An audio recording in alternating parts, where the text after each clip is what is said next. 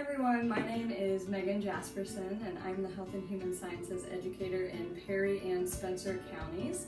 And today we are going to be making a summer vegetable pasta salad as the first video in our recipe refresh program.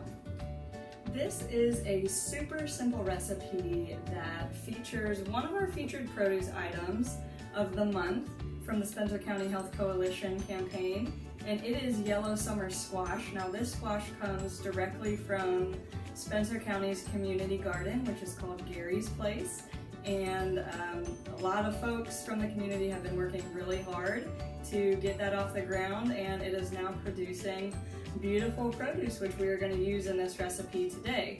And so our ingredients for today are some bow tie pasta, our yellow summer squash, cucumber, broccoli, and Italian dressing. Things that you probably have likely lying around your kitchen, or if you have a summer garden, a lot of folks grow some of these things, which is why I thought this would be a good recipe for today. So on the front end, I did a little preparation.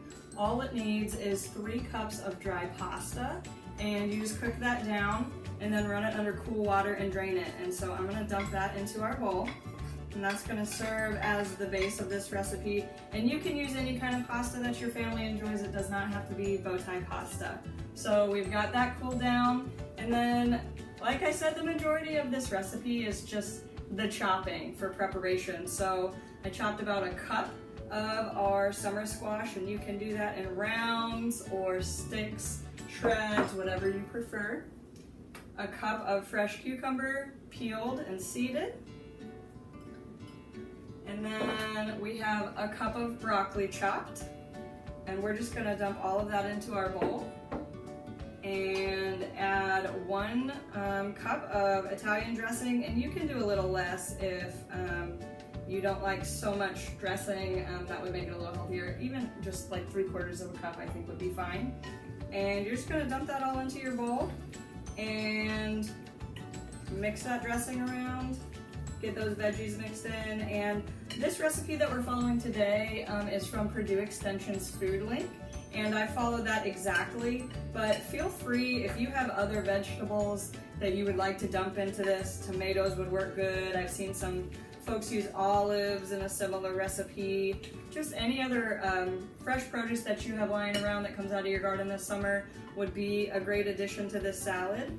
And the only other instructions for this, aside from enjoying it, are to make sure that you refrigerate it 2 hours after you make it. That's the longest we want this food staying out. It's always important to think about food safety. So that pretty much sums it up, and it's a quick and easy one. So hope you guys jump back next month for our next recipe. Be sure to like us on Facebook at Purdue Extension Spencer County or Purdue Extension Perry County for more recipes.